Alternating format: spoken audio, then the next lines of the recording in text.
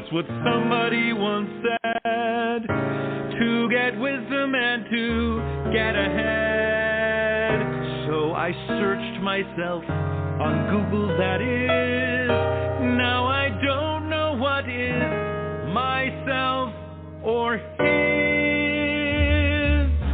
There's a guy who has my name, a guy who isn't me. He makes music, which is a shame, 'cause I make music now. You see where this whole thing is going to. Since our name's the same, no way of knowing who it is gonna be. Me or the other Brian-Woodbury. That other guy who took my name, I had it long before. Hey, I won't let him usurp my fame. If he persists, then this is war. 'Cause I'm the prior Brian here. Hey, would you mind if he should cede his claim to me, the pioneer? I deserve it. Me, not the other Brian-Woodbury. Me, not some trombone playing wannabe. Why is he a musician too? You think one was enough? While he gets knocked for what I do, I get credit for his stuff. This name not terribly uncommon, both first and last, onto which he's glomming. No nom de plume for him, so I'm bombing this homonym. That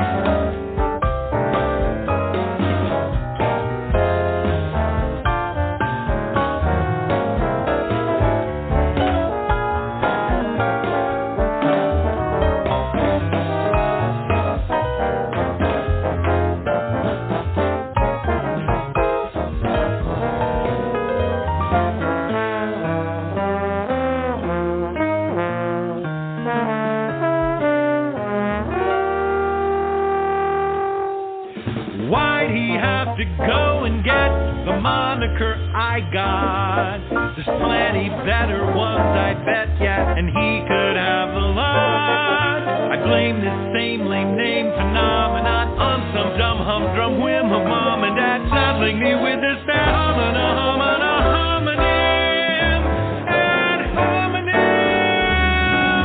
That other guy who stole my name, he's not my evil twin. No alter ego I try to tame, no avatar I hide within, no doppelganger ding-a-ling. But when the web takes aim, we start commingling. Still you can't unpin me from the other Brian-Woodbury. We are joined up for eternity. I hope there's not a number 3 for me and the other Brian-Woodbury. Nobody wants a doppelganger ding-a-ling. Everybody, welcome to Big Blend Radio's Music Monday show with Nancy and Lisa, the crazy mother-daughter hosts of the show, and also publishers of Big Blend magazines, a group of digital publications, and also full-time travelers on the Love Your Parks tour. And you just heard The Other Brian-Woodbury, written by the other Brian-Woodbury, the Brian-Woodbury, and featured on his album called Rhapsody and Filigree, which is the 4th and final volume of the Anthems-and-Antithets. Antithets. I can never do these kinds of words. Brian, you're trying to kill me. The series releases, well, there's 3 albums, right? They're out now. So the 4th one Okay, Rhapsody and Filigree comes out on the 25th of July, but you can get a box set, I believe. So everybody wants that. Go to Brian-Woodbury.com. Brian, welcome to the show. How are you? Very good. Thank you for having me. Hey, this is, you know what, you're so lucky your last name's not Smith. You'd have to do a lot of music. Yeah, I'm right in that sweet spot where I can Google myself and usually find myself. And this song kind of came about when I Googled myself, as one does, and then and I came across this other musician with my same name, doing not exactly the kind of thing I do, but not entirely different. So that wow. there was some confusion, and all the streaming services had conflated us and mixed. We were on the same playlists as Brian-Woodbury, and so it was confusing and infuriating. And so I got in touch with the other Brian-Woodbury. No way! Oh wow! Cool. We tried to straighten the whole thing out. And you can't really get through to YouTube and no. At least I can't. You can't just call Spotify and say, "Excuse me, you've made a mistake here." So we tried that, and then I thought, I said sort of as a joke, it would be funny if we made a song together.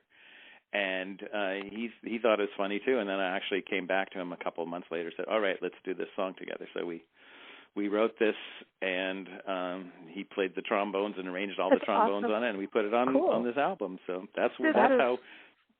Funny. I love it. That's cool. I love it. It's like we've done interviews. Johnny Mastro on the Mama's Boys. He was an incredible blues band. We met on Venice Beach, like that's great. years ago. And now they're in New Orleans. But then I interviewed the leader of the Mama's Boys in Ireland, Pat, and then there's a Johnny Maestro, but everybody gets everybody confused. And so he had to sit and like the Pat McCannis Band, yeah, and now he's the Pat McCannis Band, but he was the Mama's Boys way back when, and really hardcore blues, which was hard because like Johnny's like he's like Muddy Waters, Chicago hardcore. Like if Led Zeppelin was a pure blues band, that's what they are. And so it's crazy, like even just on our own websites, we have to go like, this is not that band, Yeah. It's cool when you can connect like that. Your album, and Nancy loves, she's been in your website like all afternoon. That's cool. But you're as soon as I heard your music, I was like, oh my God, this is so fun. And I feel like Frank Zappa, like, I think he would love your music. I think he would totally trip out. Don't you think? Like, and we can say so. We can say so definitively because he's not around to dispute it. So. Yeah, but yes, I think he would he's love one of those people that would come out and say whatever. Like somehow he would zap me if he didn't agree. Like he would come out. He'd find a way. He would. Mm-hmm. Yeah, he would. He'd pee on the snow or something and let me know. Winter. But no, I was thinking about your music, and a friend, we do this, we pet sit as we travel the country. It was like a way to be safe in COVID. And, and it's our favorite thing. We love animals. But so one of the couples we sat for, they went to New York City recently, came back home and brought us, because we talked about eating really bad, junk food on the road when we drive these crazy distances. Hard to avoid. And they went to the M&M store in New York City and brought this giant bag of M&Ms. I've never seen anything like it in my life. Dear. All these different types and flavors. And I like we drove, and we were like at 6 a.m, sunrise, sitting with this bag of M&Ms in a park, because that's what we do, document parks and public land. And Nancy and I look at each other and go, do we dare do this for breakfast? I mean, we've been up for hours. Let's do it. But each one is different, and it's this amazing surprise, but each one is good. And that is your music. You have so many amazing, delicious surprises in your music. I don't know how you make this all work, because you're full of surprises, but it's flowing. And how do you do that where you can have that much but not lose us? That's wild to me. Well, I guess I get bored easily, so I kind of want to go from one thing to the next. I have a little notebook where I collect my, just thoughts, and I often try to make songs that are not on, songs about topics that people don't normally write songs about. Yeah. I love songs that many people have written songs about, and I think those are great. It's a great thing to write a brilliant love song or whatever. But for this album in particular, I wanted to, write about, just sort of unusual but understandable things. So I wrote about Lord Byron and his famous swim, but not being able to quite remember what the swim was, and whether he swam the Dardanelles or the Hellespont or whatever, sort of, and then there's songs about how the moon was formed, and when a protoplanet crashed into the Earth, and the debris formed of the present Earth and our moon, and these are I don't think anybody else has written songs really about that kind of thing, but it just interests me, and and I really wanted to make this varied and musically varied, and so different styles for every song. The M&Ms, because you get big M&Ms and you get these little ones, and so when Byron swam, it's like a little nugget, it's like this, like what, and then you think about it, it's like. I think people need to chew when they listen to this. It's fairly involved. Is this because you did music for children's shows? I mean, because there's a sense of humor in your music. God, yeah, sarcasm. Well, I guess so. Yeah, I try. When I was doing a lot of songs for kids TV, I try to bring the same sort of sense of fun and humor. It's a lot simpler writing for kids TV, but still it's the same kind of try to be tuneful and try to fun and positive generally.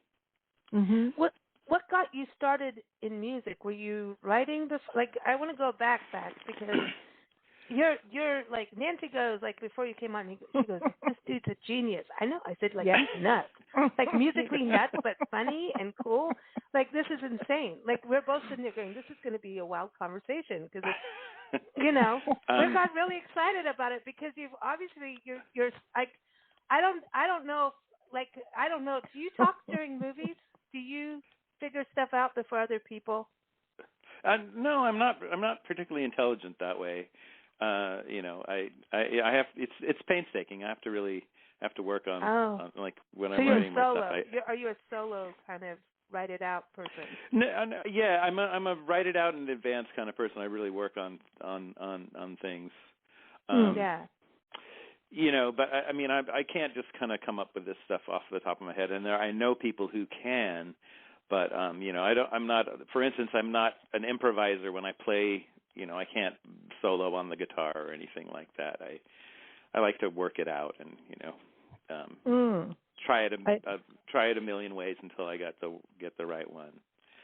I will ask how I got started. I've been doing this since I was a kid. I've been writing songs since I was about 10 or 11, and just trying to get better and better. Wow. Wow. But listen, now you've got 4 albums in this set. What sparked the set? Say that again? What sparked this whole set? You've got 4 albums coming out. Yeah. So this is the thing that I did over the pandemic. Essentially, I set out to do this project called Anthems-and-Antithets, which I wanted saying that for me, by the way. Antithesis. It's kind of a made-up word. Antithesis. That's why. Yeah, I don't know why. It's stuck in my head. Yeah. When I try to type it in, my computer wants it to be antithesis as well. Yeah. No, it's a term coined by my friend Alfred Johnson, who says that's what I do, is I write antithets, because there'll be something contradictory about between one and the other, between in the title. For instance, like "Love Is Not the Answer" is one of the songs on one of the previous volumes. So you take a cliche and sort of turn it on its head. So the Anthems and Antithets project was at the suggestion of a friend of mine. He said, you do these funny songs, you do these more heartfelt songs, you do these political songs, and then you do these sort of wacky, weird, experimental songs. And you should make a separate album for each one of those. Put a comedy album. So I said, okay, I'll do that. And so I started working on that late 2019. And sort of just did a little Indiegogo campaign to get some interest in it and get some people to sort of help back it, and then I've just been. The idea was to try to do it all in a year, which was foolish because it was impossible. But I did manage to get the first 3 albums out within 1 year, and then this last one, being more involved, took another couple of years almost. So, but yeah, it's So the first one was called Levity and Novelty, and it was comedy and novelty songs, but of different kinds of comedy and novelty songs. And then the second one was called Balladry and Soliloquy, which is the sort of heartfelt, personal songs, or the songs that tell a story, more of a, not necessarily as comic as some of the other stuff. Then the third one was Antipathy and Ideology, which was the political songs.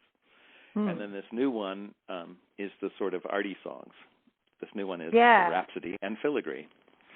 So where did you put the small penis song? Oh, Nancy couldn't. She had to do it.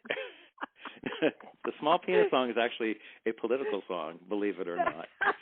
Oh, I know who got it. Well, wait a minute. That goes to a lot of people. Well, but there's one that you could really pin the tail on the small penis.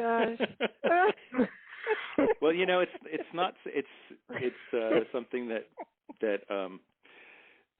men are not likely to brag about. So I just thought it was something. It was sort of made a good statement. It's. It's a feminist message. Let's just put it that way. I would like a fifth album where you include the small penis song, and you call it Ribaldry, and you get John Lovett to come and hang out with you. And it's not supposed to say hang out and small penis in the same sentence. I don't know. Yeah. But because it doesn't work. But, it could try. But, I'm just saying, ribaldry. You've got balladry. You've got to have ribaldry. Soliloquy. It's true. We haven't done that. We need ribaldry as the next thing. What do you call body song? Body. Oh, bodies. Yeah. Bottery. Yeah, bottery. It's better than a bottery. I don't want any laboratories. See, but now, okay, have you performed these as plays? Because I see complete Broadway productions out of this. I mean, just even the way they're singing it. Really? Plus, I want to know. Oh wait, I have to go back to Ribaldry, Bottery. That's Scottish. That's where you got it. Penis. You got that from the Scottish thing, Ribaldry. Johnny Unicorn. Is he real? Yeah, Johnny Unicorn. He's it's a stage name, but he's a musician, brilliant songwriter.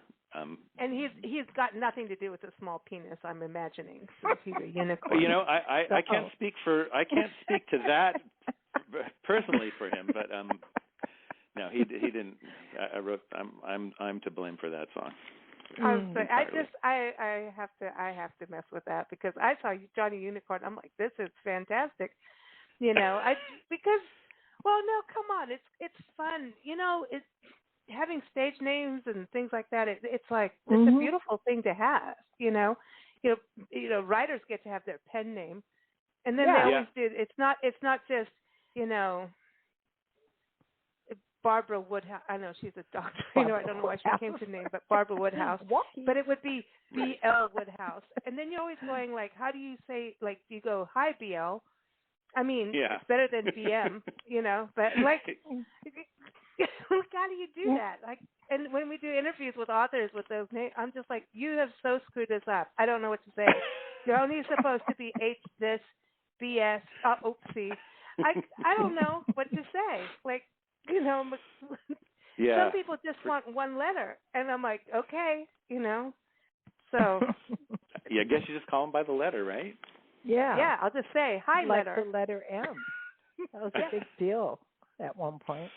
I know, sorry, but Johnny Unicorn, please tell him I love his name. That's fantastic. In his defense, his actual name is John Adams, and there's already musicians named John Adams, and so rather than having to go by his middle name, I think I need to come up with a unique name.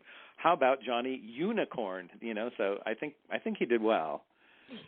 It's one of the first things that flew off in my face in the page. You know what I mean? I'm just like, wow. And when you think, John Adams, you're going to have to beat, John Adams historically. Yeah.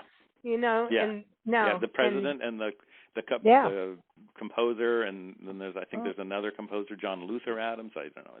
It's a pretty common name. 4th of July comes around, you're going to go, like, are you going to stay alive, man? I know. Yeah. Stay alive. Exactly. So that's a hard thing. So, the Theseus Rex, am I saying this? It's Theseus Rex? Yeah. The very first track. Because now this is seriously, that's the intro piece, which I really wanted to play as the first thing because it goes wild. Like, it goes into, feels like everyone's temperaments in there. What's going on in the world. It's a little mini rock opera. I mean, it's not. It's small for a rock opera, but it's not. It's long for a song. It's like all in one song. It's very theatrical. It's the telling of the Theseus myth, but it's updated to starting in the sort of late '60s, where Theseus is the bastard son of Jerry Garcia from the Grateful Dead. So it's sort of this mythological, kind of wild, kind of psychedelic story about,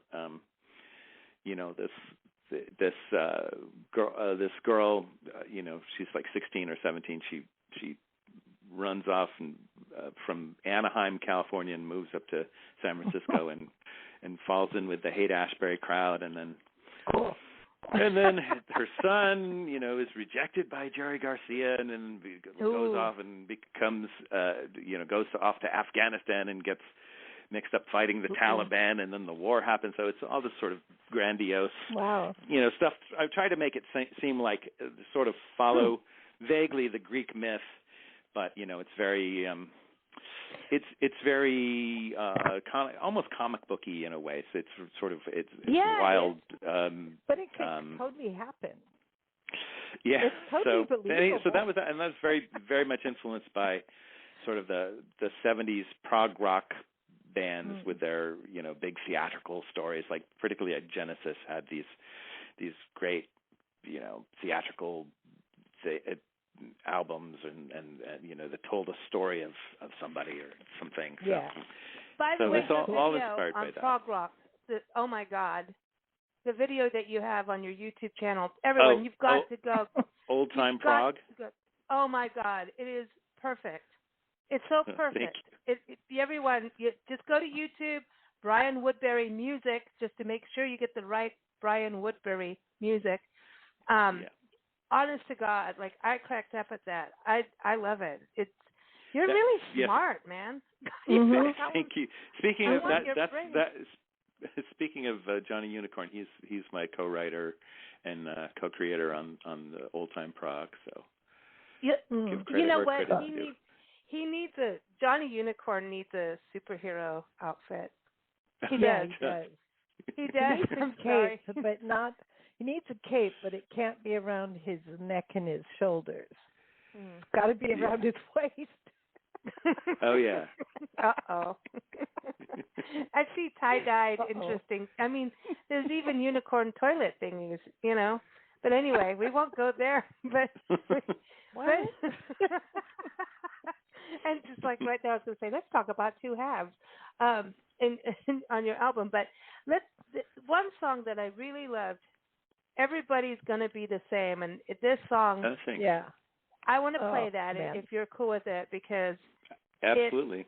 It really goes to something my Nana always talked about. So I want Nancy to hear it, and I want everyone to hear it, all our listeners and everyone around the world. But it's interesting. Do you want to set it up, or should we play it first? What do you want to do? Why don't you play it? Sweet. I like that. Cool. All right. So everybody, this is it. Everybody's going to be the same. Take a listen.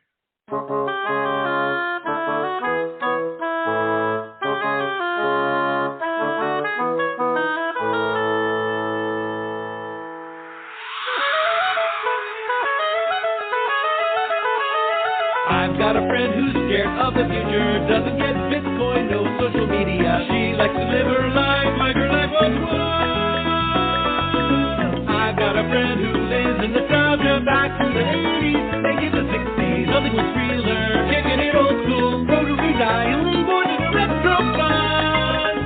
She said the past was better, her last love letter, before pre-fab we had, we were all together. Boy, you should have seen what we had. That rough and tumble got cup and grumpy, like a crumpled up flyer on the subway grate.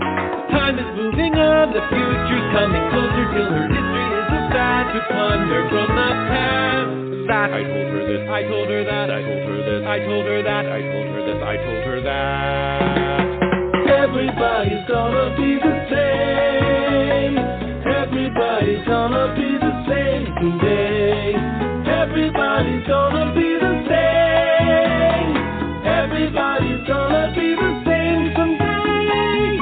Everybody's gonna be the same. Everybody's gonna be the same today. Everybody's gonna be the same. Everybody's gonna be the same someday.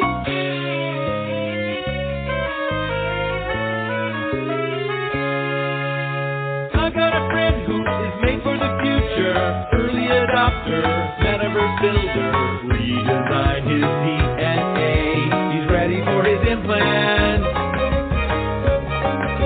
You think that's something? Yeah, you see nothing. Day by day, I say hi, AI, I can live forever, and I'm not even asking AI.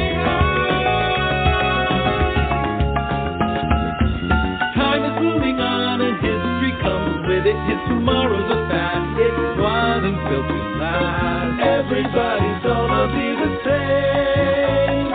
Everybody's gonna be the same today. Everybody's gonna be the same. Everybody's gonna be the same today. Everybody's gonna be the same. Everybody's gonna be the same today. Everybody's gonna be the same. Everybody's gonna be the same today.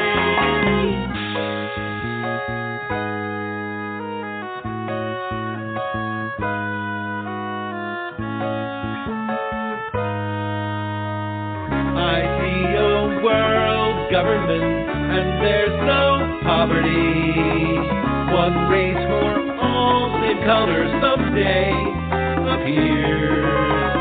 They share the wealth equally, there'll still be assholes.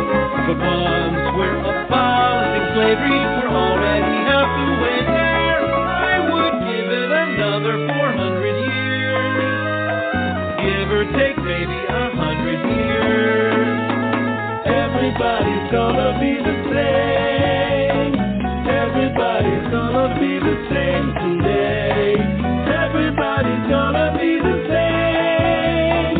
Everybody's gonna be the same someday. Everybody's gonna be the same. Everybody's gonna be the same today. Everybody's gonna be the same. Everybody's gonna be the same.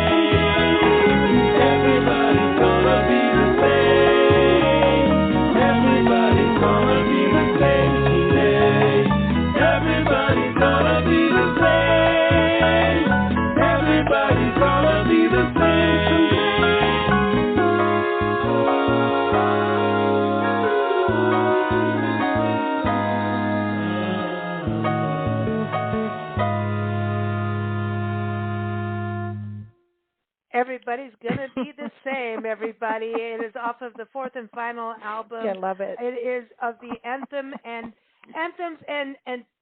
Antithets series. I'm getting there, but this is the album Rhapsody and Filigree, the fourth one, right? So we've got Brian Woodbury here. That's Brian, cool. I love that song and how the rhythm just speeds up and the words. Do you feel like plastic surgeons are going to rule the world one day? Like that's. I think it might be worse than that, but we'll see. When you look at some of the results, like sometimes there's these things on these papers we get, newspapers online that you get, and then they show you all the movie stars, especially women, who have had plastic surgery, and I just have to say, stop it. What are you doing to your mouth? No, they the before and after, and then after, right? Yeah, and they look like loopers. You know that it's like the with the big lip? One day it's going to sag, man. Your buttski and your boobies are going to sag with your tattoos. Well, they don't show you that. They just show you these big lips. And I'm like, how big do you want your lips to be? They're going to sag. They're going to sag over the, but this is it. We're trying to make ourselves, we're starting to look more and more like aliens, like the typical alien face, the green one with the eyes. The more we keep pushing our skin back, we're going to look like aliens, but with big lips.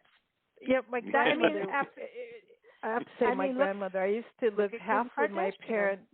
I have to say, that everything is going to be, everybody's going to be the same.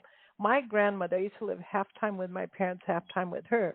Next door to her was an Italian family, and they had kids the same age as my brother and I, so we would talk to them at the fence, and she'd go, get in here. I'm like, what? And she's like, no, you can't talk to them. They're different than us. I mean, okay, she's British. They're Italian. I'm not seeing the difference. Right. And she's like, no, you can't be with them because everybody will come out the same. What? Oh, wow. She said that's what's going to happen to the world. We're all going to look the same. We're all going to be putty-colored. That's what she said. Sorry, this is what our ancestors did. It doesn't mean that's how we believe and feel or whatever, but in a way, who cares if we're all mixed-colored? I don't care. I don't care. I mean, I think it's kind of inevitable. Yeah. I'm tired of my white, pinky skin. Like, give me something there's new. Such a thing as tanning. Well, that's called red face to me. Or I have a glass of wine and then I walk around with red face. It doesn't matter. I'm just going to be red face. I do have Indian blood in me, so I can say that. But no, it's isn't it weird? But so tell us. Sorry, we kind of just started talking about your song. So tell us about the inspiration for your song. Now that we told you ours. Really? Yeah, it was kind of that. It was just kind of the idea that we are sort of. I feel like in some way we are sort of. The human race is going to be more together at some point than it is right now, and be more, unified and egalitarian in some way. But at the same time, it was also the idea that everyone has this, obsessive idea about either the past or the future. So I sort of made these characters, sort of straw man characters, really.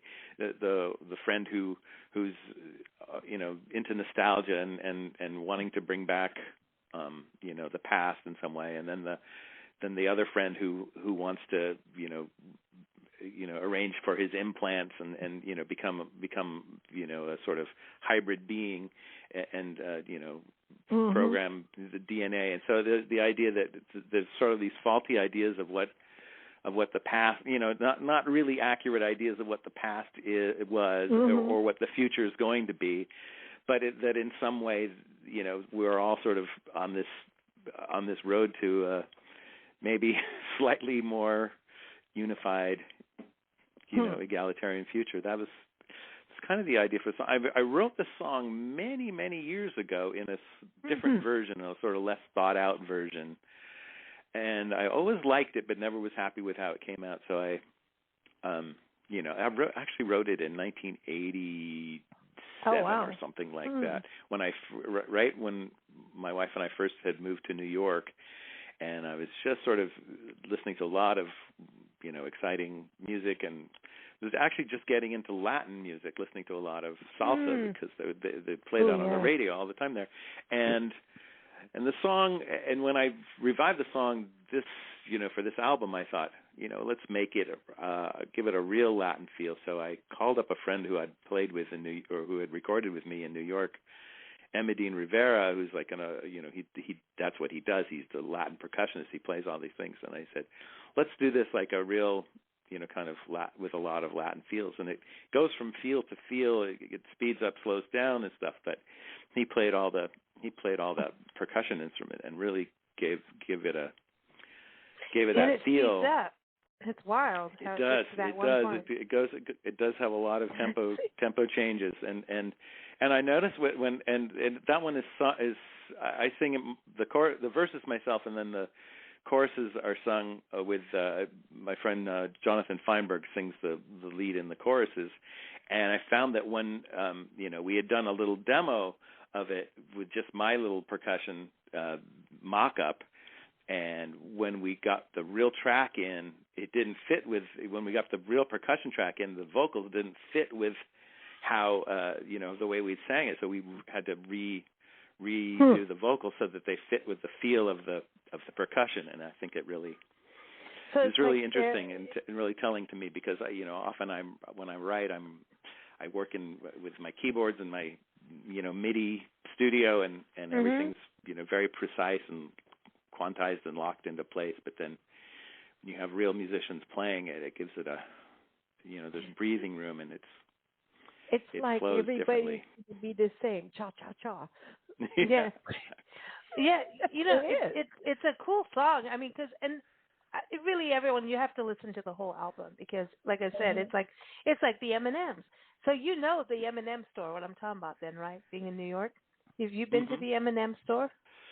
I don't think I've ever been in the M&M store. You must go to the M&M store. I've never been there, but I've tasted the results. Like, I'm serious, because it's different. And it is really mind-blowing what you've put together, and all the different rhythms. You've got harmonies, you've got melodies. I mean, you've got, which obviously is good music, but, I mean, you've got different people on there. You've got your Johnny Unicorn, but you've got a lot of different musician singers that you've got that absolutely brought on. So, I mean, it's a pandemic project of 4 albums, but a lot of people, are they all on 4 albums? I've got a lot of the same people on the 4 albums, but there's some people, there's some people who are only on 1 or 2 of them. And, the same thing with the co-writers. I've worked with different co-writers on some songs, so I work with some of the same people on different songs. Some of them. Okay, I want to play this just for fun. Okay, I know we're not supposed to do more than 3, but can we? I want to play the honorable mention because you've got these little nuggets of joy. You've got all sizes of songs on here, right? And so this one to me is funny, and they should play this at every award show just for some fun. Like, here it is. Take a listen. The honorable mention. And I just laughed because a friend of mine just went to the Academy Awards Museum in L.A., and her and her baby and husband did their own honorable mention thing in the museum. Like last night, I'm looking at this, and I'm going, what are the odds here? But take a listen. The honorable mention, and I know politicians who want to give themselves the honorable mention. I don't know them personally. I don't want to. But here it is. I'm so humble. I'm humiliated. The fact we can't share with the world around. I really hate it. But to you, my brilliant fellow nominee, I submit, surrender, bow. I get down on my knees. Then to each one on my team, I pledge my eternal servitude. Couldn't do it without you, though I take the golden statue. You deserve it too. Moving on to those who've stuck with me, I'm honored by how true you are. I'd like to thank you all by name, but you know who you are. To all my fans and Insta followers, thank you for buzzing me.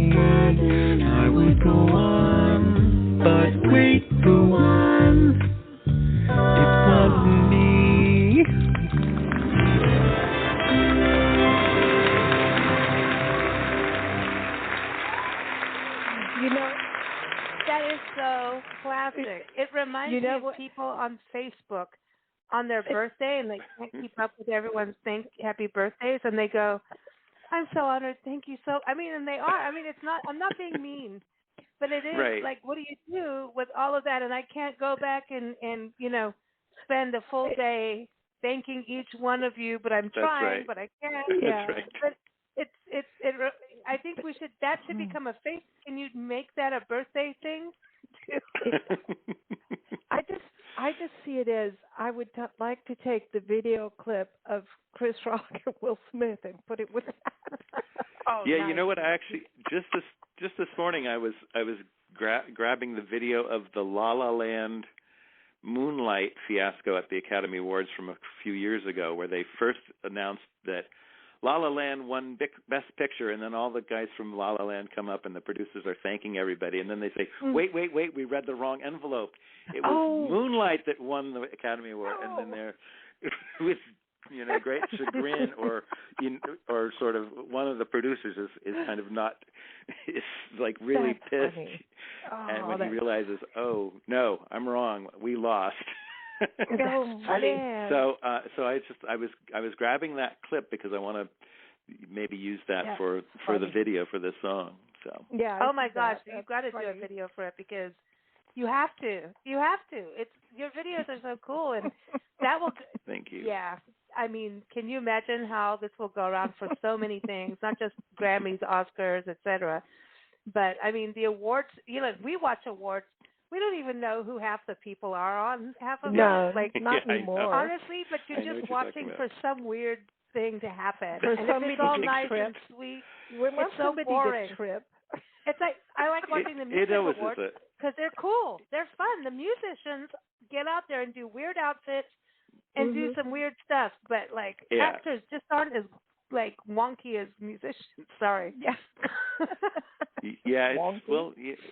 It's there's so many award shows too. And the thing that inspired the song is that they always, when they win, they say, "I'm so humbled." And to me, that's not what humble doesn't mean. That I think at least when I was in third grade, when they taught us the word humble, that was not how it was used. So that's funny. No.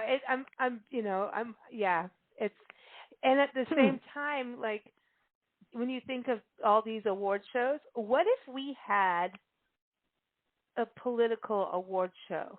Where we could give awards to the smallest penis, going back to that. I like the biggest a-hole, to ones who actually did something versus put money in their pockets.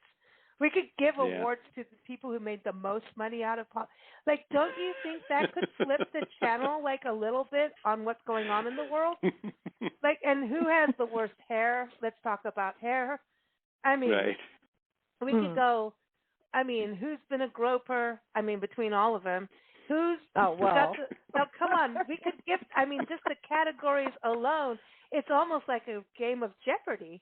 Okay, so you've got the sneakiest groper, the sneak attack. We have to have a loud attack. groper. Right. There's a lot of gropers. We could go to town on that. I would like to see a cartoon of a politician with double speak, like, saying two things at the same time. Well, like one mouth but two tongues. Yeah. That'd be fun. Cool. So, when you were talking about the first track on the album and Theseus Rex. Theseus Rex, yeah. And you were talking about it as like almost like a cartoon thing, like. Like a comic book, like a sort of graphic novel kind of thing with it, sort of. Yeah. Did you ever read Mad magazine? Oh yeah. I used to when I was a kid. Yeah. Yeah. So now, could you do you think you could take some of your music and do like a digitally graphic Mad magazine version? Yeah, like I don't know, because some of what I'm reading, not they're not in paper as much, and there are, but the whole comic book thing is going kind of digital video kind of thing. Yeah. You know, yeah. So, and with music, and a friend of ours, May Edwards, did this to open the awareness of being gay in LA and moving there from small towns and she did this whole booklet, but it was a video with music and actors and as a cartoon, like not a cartoon, but a comic. So would you see doing this kind of thing? I'm actually trying to make a comic book sort of video cool. of Theseus Rex, actually. Yeah. I'm trying to awesome.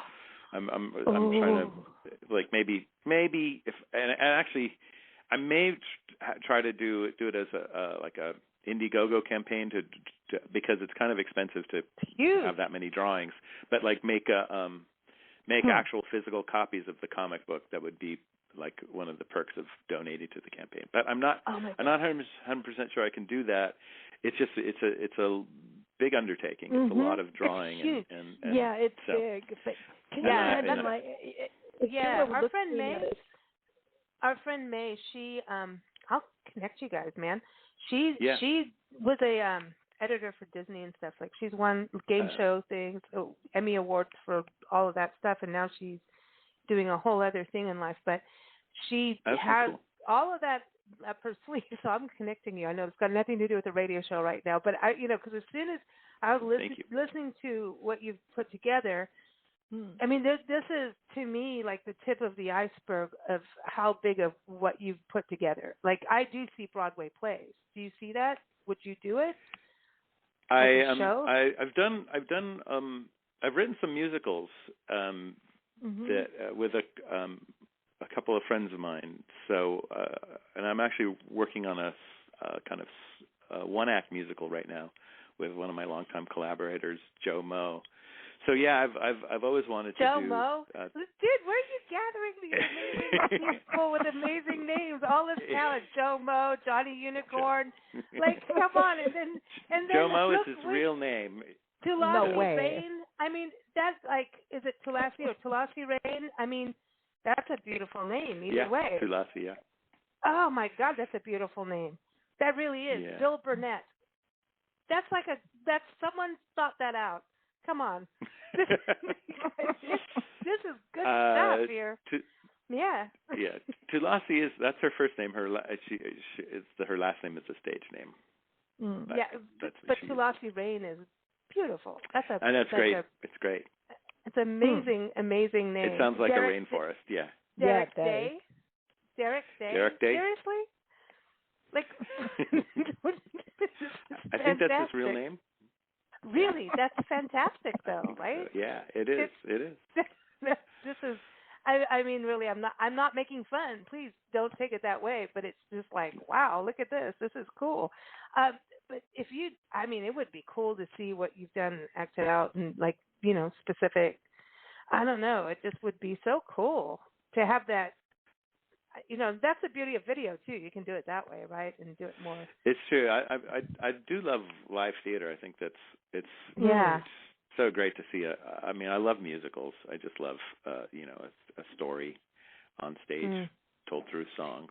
So when it's done well, it's often done not so well, and I often actually hate it. But when it's I think it's my favorite art form, but I usually don't like it that much because it's so hard to do and they don't quite get it. It's really a hard thing to do. Hard to tell a story through songs that way and make it interesting and not too complicated and not too simple.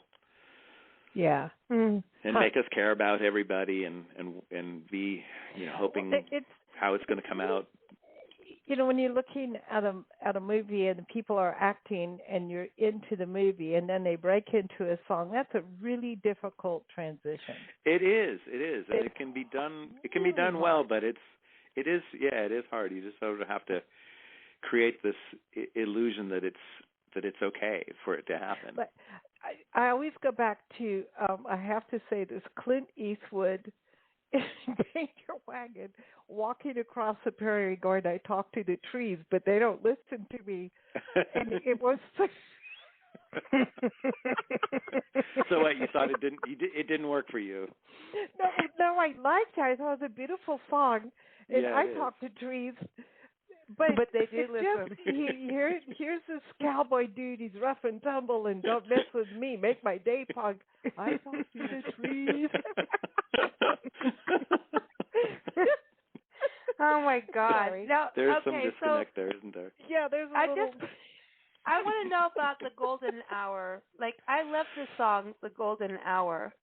Golden Hour, yeah. It takes me back to like a mining camp. Like, we used to live up in a gold mining town in San Diego. It's called Julian.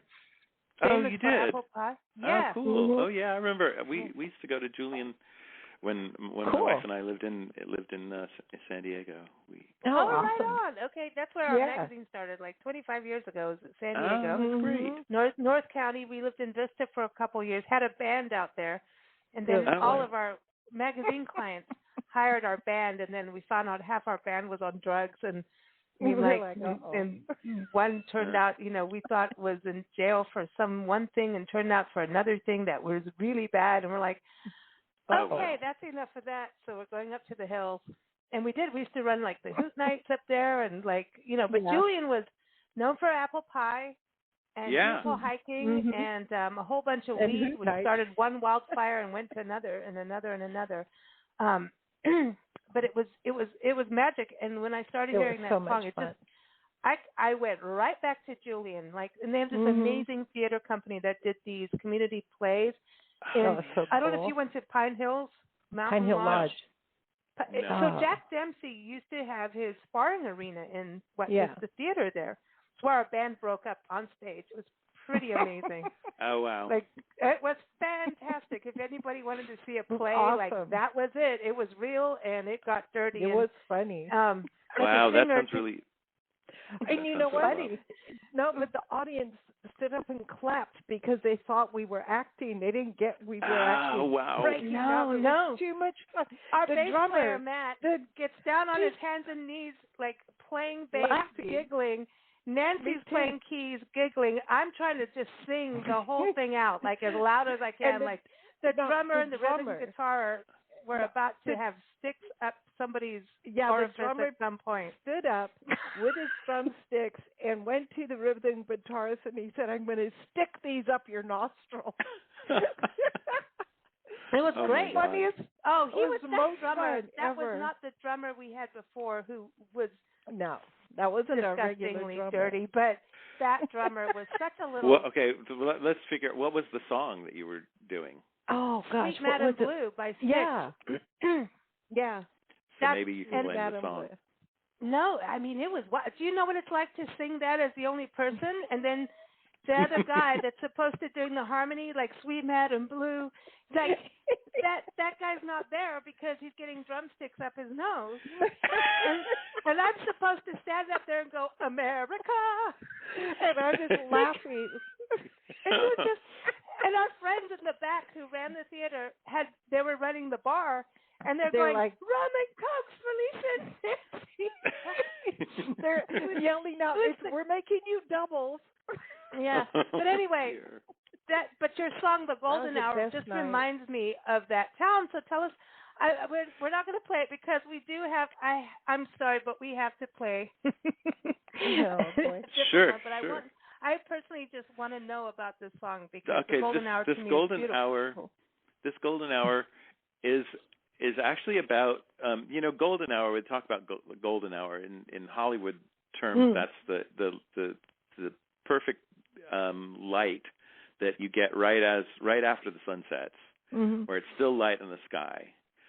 And I guess there's actually a golden hour in the morning just before the sun rises, where everything, anyhow, the idea is, or what the phenomena is that everything kind of has a glow to it. It's sort of bright enough that you can see, but it has a beautiful glow. It's soft. Yeah, and so the song is actually about the golden hour that exists in the Bay Area where I'm from. And there's just a special light in the Bay Area to me that is unique to any place I've ever been, from any other place I've been. And I started thinking about the golden hour, and I started thinking, what did the first, well, actually the song starts with the 49ers coming there and the people who went in, who moved there for the gold rush. But what did they, once they found the gold, or where they didn't find gold, most of them, but once they, tried to seek their fortune there, what made them stay? And I thought part of it is, the golden light, this beautiful quality that California has, and particularly the Bay Area has, that it's embodied in that golden hour in the song. And then the song travels to the early film industry, before film was centered in Hollywood, they started off making silent films in New Jersey, and then they briefly moved to Niles Canyon in the Bay Area and shot films. And I think they shot a lot of films outdoors in those days and used the natural light. And I know that golden hour is probably very useful to them when they're shooting those films. So then it goes on to how my parents, both from the East Coast, gravitated to the Bay Area and met, and then it sort of tells that story. And then at the end, what goes way back to the first indigenous Americans who came to, who settled in the Bay Area, and what did they make of the light? And the idea is we've all shared this light and shared that connection, and that's what the song is about. So it's a big kind of amorphous song about that. I'll have to play it now. Wow. That's it. We're going to have to close with that. But I wanted to play our Cattywampus World because Nancy, when we pet sit, there's certain cats, and Nancy goes, kitty, kitty, kitty, wampus. That's funny. No, so I really wanted to play that, but because our Cattywampus World. I know, but we're gonna play the golden hour. It's beautiful, and actually it's almost golden hour here. Not really. We've got a couple hours where we are now, but we're in Maryland. Yeah, playing with two crazy, cool, awesome pups. Yes, Pip and Hamish. Oh, nice. Yes, oh, wow. They snort, snore, bark, and fart. Well, so sounds we have like a dogs. doggy wampus world right now. Well, pit bull and a French bulldog, they really need to be cartoon characters. They're perfect. Oh, wow. They are really characters. But, Brian, it has been beyond a pleasure having you on the show. Thank you so much. And please keep us posted. It's been a hoot for me, too. You come back anytime, whatever you do with your next projects, please come back. And also if you do something with Theseus Rex, let us know. Whatever we can do, we'll do. We're in. Yeah. This is what a joy. Like for us, we're just like, okay, this is meaty good. This is meaty tasty, but it's got M&M magic, right? So that have you ever been on a show where people compare your music to M&M's? No, I have to say this is first. Well, Yeah, no, it's been real a pleasure for me. It's great talking to you. Good. Thank you. Here it is, everyone. This golden hour. Don't forget, go to Brian-Woodbury.com. So the whole box set comes out July 25th. You can get the first 3 albums now, but go pre-order the 4th one, and that's called Rhapsody and Filigree. And again, the whole the whole series is called. Say it, Brian. Go for it. You're going to say it better than me. Anthems and Antithets. Antithets. Wow. Okay, I'm going to say that at wine time tonight 3 times and see if I can do it. With red wine, I'm sure I can do it. All right. So everyone, again, Brian-Woodbury.com, and don't get confused with the other one. Just go to Brian-Woodbury.com, and that's B-U-R-Y, by the way, instead of B-E-R-R-Y. He's not into that kind of berry. Like, he's got doppelgangers. And, by the way, that's the middle name of our car, Doppelganger. Oh, good. Just cracking up. And, of course, everyone, keep up with us at BigBlendRadio.com. We want to thank the National Parks Arts Foundation for being the sponsor of today's show. They are awesome. If you're an artist, musician, screenwriter, writer, photographer, poet, it doesn't matter what you do in the arts. Apply to go and stay in an artist residency for 1 full month in national park units across the country, places like Hawaii Volcanoes National Park, where you get to stay in a 5 to 6 bedroom house with a recording studio overlooking the ocean really for a cool. month. Dry Tortugas on Loggerhead Key, your own private island. There's places like Chaco Canyon in northern New Mexico. So check it out. It's really incredible. Go to nationalparksartsfoundation.org and listen to our show with them every first Friday, where we interview artists in residence, and it's always just mind-blowing, amazing. So nationalparksartsfoundation.org, here it is in the golden hour. Thank you so much. You take care, Brian. Thank you both so much. It was fun. Thank you. Bye. Gold, they came in search of gold, 49ers, over sea and fruited plain. Gold more than any bank could hold, and where it panned out, mine every nugget sluice and vein, till none remain. Who, as the aura left those skies, in the gloaming felt a magic light arise. Stay beautiful and never be done, this golden hour, this lambent sun. Die beautiful forever, rerun this golden hour, this setting sun. Cold, they fled the Jersey cold for Nile Canyon, to cast the world in better light, unfolding as the sprocket scroll, rolling action, praising the rays of nearly night, a perfect sight. What in the blazing days demise could be captured of the world a camera's buys? Stay beautiful and never be done, this golden hour, this lambent sun. Die beautiful forever, rerun this golden hour, this setting sun.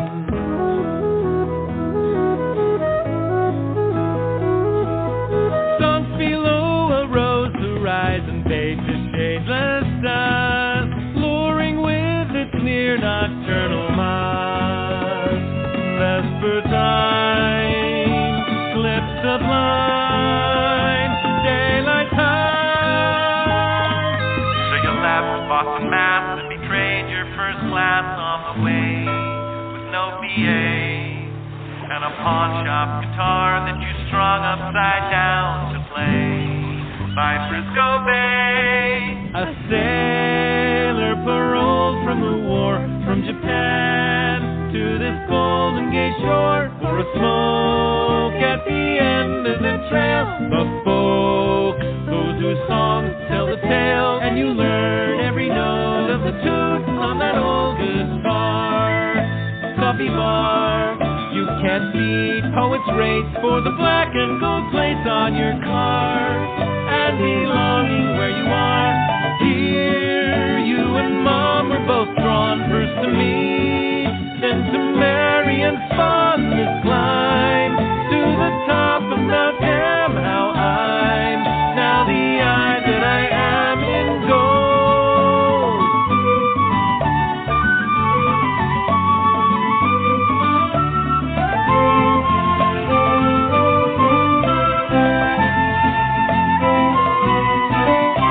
In others, when that first tinge appeared, my touch was reverse engineered. Did that grace make a deep inner blush in the face? And the sage and the brush, you assumed that penumbral refrain, where the bloom had infused the terrain with a hue. Did this glow linger on inside you, where that dusk came to dawn?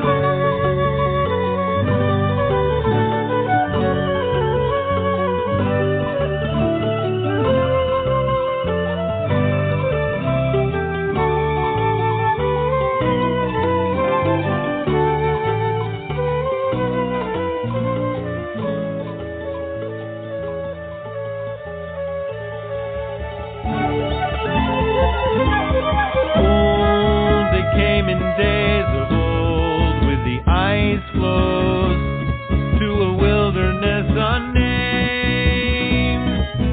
Bold adventurers untold, Wagma alone he's gone, and each creek has now been tamed, and the sky in flames. Be beautiful and never be done, this golden hour, this lamp and sun. Die beautiful forever, outrun this golden hour, this waning sun.